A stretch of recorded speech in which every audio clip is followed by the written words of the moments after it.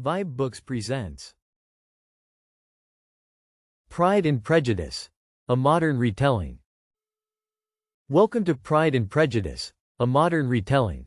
This is Jane Austen's timeless love story, rewritten in today's world, with the same wit, tension, and romance, but set in the age of smartphones, social media, and fast-moving first impressions. Let's begin. Mrs. Bennet had never been more excited by a Facebook post. She was sipping her chai latte when she spotted it in the neighborhood group. Charles Bingley, tech entrepreneur, just bought the big farmhouse on Rosewood Lane. Single, moving in next week. She nearly dropped her phone. "Girls," she shouted, already imagining Instagram reels of wedding proposals. Jane was scrolling, Elizabeth was working on her laptop, and the younger sisters, Lydia, Kitty, and Mary, were deep in TikTok land.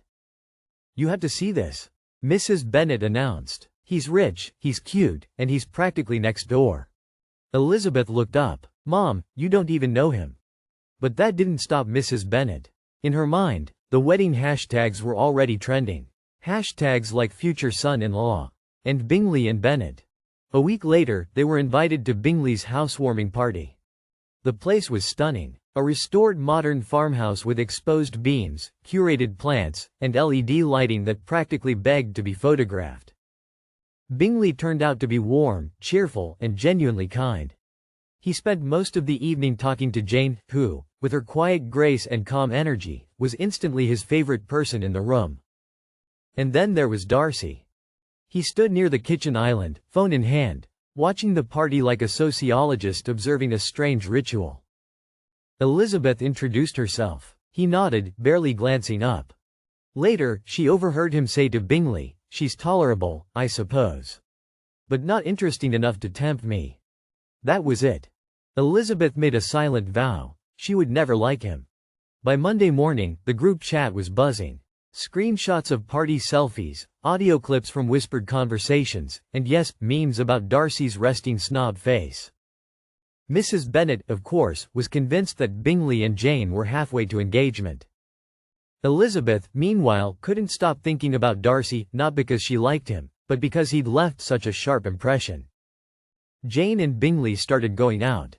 Weekend brunches, long walks through the park, texts that stretched into midnight. Elizabeth kept running into Darcy, at cafes, at community events, even once at her co-working space. He was polite, distant, reserved. She decided he was exactly the kind of person who judged others based on job titles and follower counts. And she was done caring what he thought. But things started to shift when Bingley suddenly left town.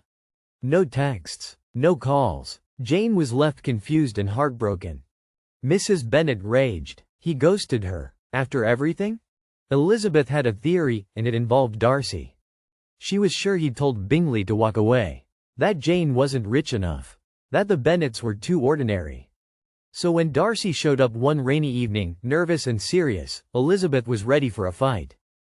"I need to say something," he began. "I know I haven't been the most agreeable person. But despite every reason not to, I've fallen for you." Elizabeth stared at him. "You're seriously telling me this now? After insulting me and breaking my sister's heart?" Darcy looked down. "I was wrong. About many things. But my feelings for you are real." She didn't hesitate. "No, I won't be flattered by a proposal that feels like a favor. Goodbye, Darcy." He left without another word. And that could have been the end. But a few weeks later, the truth came out.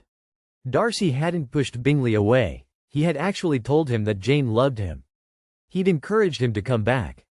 And more than that, Darcy had quietly helped Elizabeth's younger sister Lydia when she'd run off with an online influencer who was more scammer than suitor.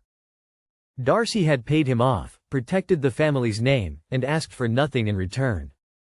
Suddenly, everything Elizabeth thought she knew about him shifted. When Bingley returned and proposed to Jane in the rose garden, it was the happiest day the Bennets had seen in years. Elizabeth couldn't help but think of Darcy. Then came the text. "If you'd ever like to talk, I'm here." They met at a quiet cafe. No expectations, no bitterness. They talked for hours. Darcy apologized sincerely. Elizabeth listened with an open heart. She realized she'd judged him just as harshly as he had once judged her. What started as dislike had transformed into something thoughtful, something steady. They began again, this time as equals. A few months later, under the autumn stars on Rosewood Lane, Darcy proposed. Elizabeth smiled. This time, her answer was yes. Thank you for listening to Pride and Prejudice, a modern retelling. If you enjoyed this story, follow us at vibeBooks for more timeless tales, rewritten for today. Thank you for tuning in to vibeBooks. We hope you enjoyed this journey. Please consider liking, commenting, and subscribing to our channel. Check out our playlist or explore vibeBooks for more classic stories. Until next time, happy listening.